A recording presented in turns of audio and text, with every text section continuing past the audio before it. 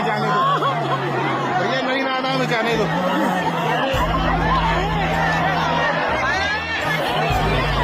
ये कई लोगों के यहाँ पे ये चीजें छूट गई, ये पैन कार्ड छूटा हुआ है। क्या हुआ था दीदी कल? आप लोग बहुत जल्दी आ गए, आप लोग बहुत जल्दी नहीं आ गए। बिल्कुल क्षमा मांगते हैं आपसे, बिल्कुल माफी, क्योंकि हमें पता ही नहीं चल पाया। प्रशासन ने भी, तमाम लोगों ने सिर्फ यही कहा संगम की तरफ भगदड़ है। यहाँ पे जब बची वो तब कहाँ थे? यहाँ पे कोई इंसान नहीं था, यहाँ पे कोई हेल्प के लिए नहीं था। 4 घंटे हम अकेले हेल्प कर रहे थे खुद का। ये हमारी रिस्पॉन्सिबिलिटी नहीं थी कि लोग यहाँ पे पानी के लिए मर रहे हैं, हम लोग उनको पानी दे रहे हैं। यहाँ पे 6 लोग मरे हैं मेरे दुकान में, उसकी रिस्पॉन्सिबिलिटी कौन ले रहा है? और वो उनके खुद के रिलेटिव्स नहीं थे उनके साथ। और पुलिस वाले क्या बोल रहे हैं, ओ इतने लोग मर गए, oh and they are just counting. हमारे लॉस का क्या? हमारा दुकान टूटा उसका क्या? उसका कोई रिस्पॉन्सिबल नहीं है, नॉट इवन पुलिस।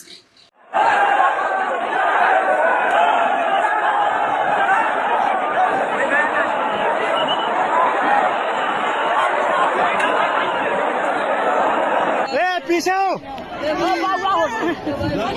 पीछे हो दादी, खड़ी हो, उठ जा दादी, पीछे हो, पीछे हो, पीछे। जिस बात की आशंका मैंने थोड़ी देर पहले जताई थी वही हो रहा है। पुलिस बूथ गिरने को है। आप देखिए किस तरीके से भीड़ के बीच में ये पुलिस बूथ फंसा हुआ है, और अगर ये पुलिस बूथ गिरता है तो फिर से एक घटना यहाँ पर आशंका बढ़ा रही है। ये तस्वीरें हम आपको दिखा रहे हैं संगम न्यूज़ की। ये आशंका थोड़ी देर पहले हमने जाहिर की थी। मेरी चाची खो गई, वो मिल नहीं रही है। मैं अंदर देख के आ रही हूँ, 5-6 लोग मरे हुए पड़े थे, लाश देख के आ रही हूँ मैं। तो की चाची कहाँ थी? चाची वो संगम पे जो भगदड़ हुआ था वहाँ से खोई है। वहाँ से कोई फोन वोन नहीं? नहीं, उनका फोन खो गया है, नहीं मिल रहा है। मम्मी का फोन खो गया है, मम्मी पापा बाहर वेट कर रहे हैं, कोई अंदर जाने नहीं दे रहा। जाके देख के आई हूँ तो 4-5 लोगों की लाश पड़ी थी। लोग ऐसे पड़े हैं, कोई डॉक्टर देख भी नहीं रहा है, खूब चिल्ला रहे हैं बेड पे। आपकी चाची है उनकी? मेरे बच्चा को गया और कितना बड़ा? घरवाली को गई 14 साल का। 14 साल का बच्चा, घरवाली दोनों नहीं मिल? हाँ, दोनों नहीं मिल रहे, दामाद नहीं मिल रहे और दामाद का लड़का नहीं मिल रहा 12 साल। कहाँ पर थे सारे? वहीं पर भगदड़ में जनता ने कुचल दे, मैं प्राण बचा के भागूं। क्या देखा आपने? मैंने देखा अब तो मैं भी मर जाऊंगा जब मैं भगा प्राण बचा के। एक बच्चे हाँ, मुश्किल था वहाँ पे जान बचाना, अगर कोई नहीं। नमस्कार दोस्तों, आप लोगों ने ये वीडियो देखी। इस वीडियो में आप लोग देख सकते हैं कि कैसे लोग भीड़ की वजह से दब रहे हैं, कुछ लोग मर रहे हैं, कुछ लोग अपने माता पिता से बिछड़ रहे हैं, कई लोगों का यहाँ पे किडनैपिंग भी हो रही होगी और किडनैप करके इनको इधर उधर बेचा जा रहा होगा, और भी कई सारी प्रॉब्लम क्रिएट हो रही हैं। लेकिन इसके बाद भी लोग श्रद्धा की वजह से महाकुंभ की तरफ जा रहे हैं, और ये अनुमान लगाया जा रहा है कि अब तक महाकुंभ के अंदर 28 करोड़ से ज्यादा लोग स्नान कर चुके हैं। आप समझ रहे हैं, 28 करोड़, ये कई सारे देशों की जनसंख्या होती है। तो दोस्तों, अब उन लोगों से मैं एक सवाल पूछना चाहूंगा कि क्या आप लोगों को पता है कि महाकुंभ क्यों मनाया जा रहा है, या फिर महाकुंभ किन किन स्थानों पे मनाया जाता है? अगर आप लोगों को पता है तो आप नीचे कमेंट करके जरूर बता सकते हैं। लेकिन मैं ये दावे के साथ कह सकता हूं कि 90% लोगों को इस बारे में नहीं पता होगा कि आखिर महाकुंभ क्यों मनाया जा रहा है। उसके बावजूद ये लोग महाकुंभ की तरफ जा रहे हैं, एक दूसरे से बिछड़ रहे हैं और कई सारे लोग मर रहे हैं। तो दोस्तों, अभी महाकुंभ जो हो रहा है, फिलहाल तो ये चल रहा है, तो इसमें बहुत सारे आंकड़े निकल के आए हैं। कुछ लोग बोल रहे हैं 30 लोग मारे गए हैं, कुछ लोग बोल रहे हैं कि करीब 3 से 4 हजार लोग महाकुंभ में स्नान करने की वजह से बीमार हो गए हैं। बहुत सारे आंकड़े निकल के आ रहे हैं, लेकिन 26 फरवरी तक ये महाकुंभ खत्म होगा, तब तक देखते हैं कितना आंकड़ा निकल के आता है। लेकिन मैं आप लोगों को आज की इस वीडियो में बताने वाला हूं कि 1954 से लेकर 2025 तक कितने सारे लोग महाकुंभ में मारे गए हैं। तो दोस्तों, एक बात और मैं आप लोगों से सवाल पूछना चाहूँगा कि सोशल मीडिया पे बहुत सारे वीडियो वायरल हो रहे हैं जिसमें बहुत सारे महान महान गुरु लोग ये बोल रहे हैं कि आप लोग महाकुंभ में आइए, स्नान करिए। लेकिन उन बड़े बड़े गुरुओं से पूछिए कि क्या वो पैदल चल के महाकुंभ गए हैं, या फिर जो नॉर्मल लोग जैसे महाकुंभ की तरफ जा रहे हैं, क्या वो लोग वैसे गए हैं, या फिर वो लोग हेलीकॉप्टर से या अपनी बड़ी बड़ी गाड़ियों या अपनी बड़ी बड़ी गाड़ियों में महाकुंभ में गए हैं, उन वीआईपी लोगों से इस सवाल का जवाब जरूर पूछिएगा। ये वीआईपी लोग अपने हेलीकॉप्टर में और अपनी सिक्योरिटी के साथ महाकुंभ में जा रहे हैं और स्नान करके आ रहे हैं, और आप लोगों से बोल रहे हैं कि आप लोग भी महाकुंभ आइए, ताकि आप लोग उस भीड़ में झुलस जाए। और कई लोग मर जाते हैं, कई लोग बिछड़ जाते हैं, कई लोग घायल हो जाते हैं। तो दोस्तों, मैं आप लोगों को आज की इस वीडियो में डिटेल में बताने वाला हूं कि आखिर महाकुंभ क्यों मनाया जाता है, कौन कौन से स्थानों पे मनाया जाता है, और अब तक महाकुंभ में कितने सारे लोगों की मौत हो चुकी है। ये सारे आंकड़ों के बारे में डिटेल में बात करने वाला हूं। तो दोस्तों, इस वीडियो से मैं किसी की श्रद्धा या किसी की भावनाओं के साथ नहीं खेलना चाहता। मैं भी महाकुंभ को बहुत अच्छे से मानता हूं और उसके महत्व को समझता हूं, लेकिन इस वीडियो के माध्यम से मैं आप लोगों को बस ये बताना चाहता हूं कि आप लोग अपनी जान को खतरे में डालकर ऐसे ही मत निकल जाइए। महाकुंभ के मतलब को समझिए, महाकुंभ क्यों मना रहे हैं उसको समझिए, और उसके बाद अपनी सिक्योरिटी का और लोगों की सिक्योरिटी का ध्यान में रख के महाकुंभ की तरफ जाइए। तो दोस्तों, हम 1954 से बात कर लेते हैं कि कितने लोग मरे हैं। ऐसा कहा जाता है कि 1954 में जो महाकुंभ हुआ था, मतलब 1954 में जो महाकुंभ आया था, वो 144 साल बाद आया था। इस महाकुंभ में 5000 से भी ज्यादा लोग मारे गए थे। जी हाँ दोस्तों, इस महाकुंभ में जो नेट पे डाटा अवेलेबल है उसके हिसाब से 5000 से भी ज्यादा लोग मारे गए थे। और जो अब का जो महाकुंभ है 2025 में, ये महाकुंभ भी 144 साल बाद आया हुआ है। तो दोस्तों, 1954 में 5000 लोग मारे गए थे, जो कि इलाहाबाद में हुआ था। उसके बाद इलाहाबाद में 1968 में हुआ, जिसमें 1000 से ज़्यादा लोग मारे गए। फिर 2013 में 36 लोग मारे गए, 2019 में 20-25 लोग मारे गए। ऐसे करके उज्जैन में जो महाकुंभ हुआ था उसमें भी काफ़ी सारे लोग मारे गए। मतलब कि मैं आपको टोटल एक राउंड फिगर बताऊं तो 1954 से लेके अब तक जो महाकुंभ हुआ है 2019 तक, करीब 7000 से भी ज़्यादा लोग मारे गए हैं भीड़ भाड़ में। आप समझ सकते हैं 7000 बहुत बड़ा आंकड़ा है। जो ये 7000 का आंकड़ा है, ये ऑफिशियल आंकड़ा है जो कि नेट पे अवेलेबल है। बाकी आप अंदाजा लगा सकते हैं कि अनऑफिशियली कितने लोग मारे गए होंगे। तो दोस्तों, ये तो आंकड़ा आपको पता चल गया है। अब मैं आप लोगों को ये बता देता हूँ कि आखिर महाकुंभ क्यों मनाया जाता है, कहाँ कहाँ मनाया जाता है। तो दोस्तों, महाकुंभ को मनाने के लिए 2 कहानियाँ फेमस है। पहली कहानी तो ये है कि आप लोगों ने समुद्र मंथन के बारे में जरूर सुना होगा। समुद्र मंथन में क्या होता है कि जब असुरों की शक्तियां बढ़ने लग गई थी, तो जो देवता लोग थे उन्होंने सोचा कि अपनी शक्तियों को कैसे बढ़ाई जाए। तो वो भगवान विष्णु के पास गए, तो भगवान विष्णु ने उनसे समुद्र मंथन के लिए बोला। तो दोस्तों, समुद्र मंथन के लिए देवताओं को किसी की सहारे की जरूरत थी, तो उन्होंने असुरों से सहायता मांगी। उसके बाद क्या होता है, समुद्र के अंदर एक पर्वत को खड़ा किया जाता है, और उसके बाद वासुकी नाग जो होता है उसको उस पर्वत से बांध दिया जाता है, और एक तरफ देवता और दूसरी तरफ असुर उस सांप को अपनी अपनी तरफ खींच रहे थे, जिसके बाद उस समुद्र को का मंथन किया जा रहा था। उस समुद्र मंथन में बहुत सारे अनमोल रत्न निकले, उनमें से एक रत्न निकला था अमृत। तो दोस्तों, इस अमृत को धन्वंतरी नामक एक देवता उसको लेके प्रकट हुए थे। इसके बाद देवताओं और असुरों में लड़ाई हुई कि हम अमृत को लेंगे। करीब 12 सालों तक ये लड़ाई चलती रही। इसके बाद क्या हुआ, भगवान विष्णु मोहिनी का अवतार लेके धरती पर आते हैं, मतलब जहाँ पे देवता और असुर लड़ रहे थे। और उसके बाद भगवान विष्णु मोहिनी बन के उन देवताओं से और असुरों से बोलते हैं कि इस अमृत को मुझे दे दो, मैं आप लोगों को बराबर बराबर दूंगा। इसके बाद भगवान विष्णु सभी लोगों को अमृत पिलाना शुरू करते हैं। जैसे कि आप लोगों को पता है कि भगवान विष्णु सिर्फ देवताओं को ही अमृत पिलाते हैं और असुरों को नहीं पिलाते। तो दोस्तों, इसके बाद क्या होता है, जो ये अमृत था, जब देवता और असुर लोग लड़ रहे थे, तो इस लड़ाई के दौरान अमृत की कुछ बूंदें धरती पर गिर जाती हैं, और वो धरती पे 4 जगह थी जहाँ पे ये बूंदें गिरती हैं। पहला हरिद्वार, दूसरा उज्जैन, तीसरा नासिक और चौथा प्रयागराज या इलाहाबाद। इन 4 जगहों पे नदी के अंदर ये बूंदें गिरती हैं, जिसकी वजह से इन 4 जगहों पे महाकुंभ मनाया जाता है, वो भी 12 सालों के बाद। तो दोस्तों, महाकुंभ 2 टाइप का होता है। एक महाकुंभ होता है जो कि 12 जो कि 12 साल बाद मनाया जाता है, और एक होता है अर्ध कुंभ जो कि 6 साल बाद मनाया जाता है। और जो ये 6 साल वाला महाकुंभ है ये सिर्फ 2 जगह मनाया जाता है, हरिद्वार और प्रयागराज में। तो दोस्तों ये तो पहली कहानी हो गई।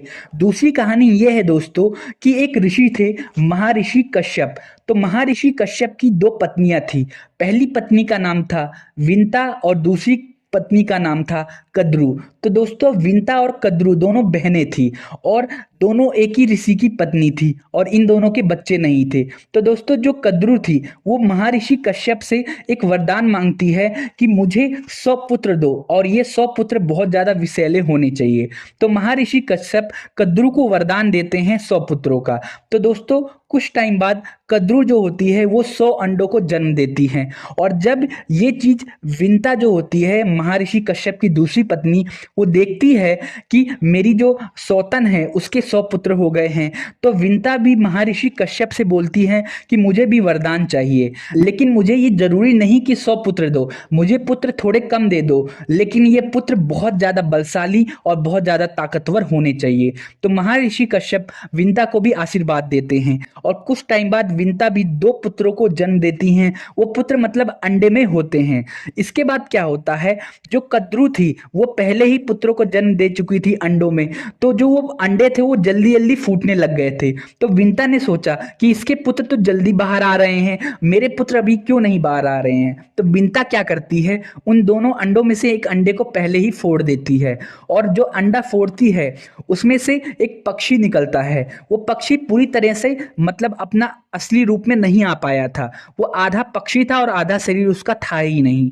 तो वो पक्षी निकलता है और उड़ने लग जाता है और बोलता है कि माता ये तुमने क्या किया, मैं तो पूरी तरह से विकसित नहीं हो पाया। ये बोलते हुए वो हवा में उड़ जाता है और अपनी माता को बोलता है कि माता मेरी आपसे एक सलाह है कि इस दूसरे अंडे को आप तुरंत मत फोड़िएगा, अपने आप ये विकसित होके फूट जाएगा। इसके बाद जो वो पक्षी होता है वो उड़ के चला जाता है कहीं पे। तो दोस्तों उस पक्षी का नाम होता है अरुण। तो दोस्तों वो पक्षी अरुण उड़ के कहीं पे चला जाता है। इसके बाद जो विंता होती है काफी सालों तक वेट करती है कि जो उसका दूसरा पुत्र है जो अंडे में है वो बाहर निकले, लेकिन वो निकलता नहीं है। वहीं दूसरी तरफ जो कद्रू का के 100 पुत्र होते हैं वो जल्दी जल्दी बाहर निकल जाते हैं और सारे लोग सांप बन जाते हैं, सांप बन के ही निकलते हैं। और कहा जाता है जो कद्रू है यही नागों की माता मानी जाती है। इसके बाद क्या होता है, जो कद्रू होती है वो विंता को अपनी दासी बना लेती है और काफी सालों तक विंता कद्रू और उनके 100 पुत्रों की दासी बन के रहती है। इसके बाद क्या होता है, जो विंता का जो एक इकलौता पुत्र था जो अंडे में था वो बाहर निकल जाता है और वो पूरी तरह से विकसित होकर बाहर निकलता है और उस पक्षी का नाम था गरुड़, जिसको कहा जाता है गरुड़ देव। इसके बाद क्या होता है, जब गरुड़ देव देखते हैं कि उनकी माता इन नागों की दास हैं, तो इसके बाद वो उन नागों से बोलते हैं कि मेरी माँ आप लोगों के चंगुल से या फिर कह सकते हैं आप लोगों की जो आपने दास बनाया है उससे कैसे बाहर निकलेंगी। इसके बाद क्या होता है, वो सांप लोग बोलते हैं कि हमें अमृत कलश चाहिए, अगर आप हमें अमृत कलश ला के दे दोगे तो हम आपकी माता को दास्ता के चंगुल से बाहर निकाल देंगे। इसके बाद गरुड़ देव अमृत की तलाश में स्वर्ग लोक की तरफ जाते हैं। वहां पे वो देवताओं से लड़ते हैं और भी बहुत सारे लोगों से लड़ते हैं और सारे लोगों को वो हरा देते हैं क्योंकि वो बहुत ज्यादा ताकतवर थे। इसके बाद वो बैकुंठ लोक की तरफ जाते हैं जहां पे भगवान विष्णु रहते हैं। वहां से वो अमृत की चोरी करते हैं और चोरी करके जैसे ही वो भाग रहे होते हैं भगवान विष्णु देख लेते हैं और भगवान विष्णु और गरुड़ देव में लड़ाई होती है। फिर इसके बाद भगवान विष्णु गरुड़ देव से पूछते हैं कि आपको ये अमृत क्यों चाहिए, तो गरुड़ देव सारी कहानी बताते हैं कि मुझे अपनी माँ को मुक्त करना है। इसके बाद भगवान विष्णु उनकी इस भावनाओं से खुश हो जाते हैं और भगवान विष्णु गरुड़ देव को अपना वाहन बनने के लिए बोलते हैं और आशीर्वाद देते हैं। तो दोस्तों आप लोगों ने देखा होगा कि भगवान विष्णु जहां भी कहीं जाते हैं तो एक पक्षी के ऊपर जाते हैं, ये वही पक्षी है। और आप लोगों ने अगर रामायण देखी होगी तो आप लोगों ने देखा होगा कि जब भगवान राम और लक्ष्मण को नागपाश में इंद्रजीत बांध लेते हैं तो हनुमान जी एक पक्षी को बुला के लाते हैं, ये वही गरुड़ देव होते हैं। तो दोस्तों इसके बाद भगवान विष्णु गरुड़ देव को बोलते हैं कि आप इस अमृत को नागों को दे दीजिए, बाकी मैं संभाल लूंगा।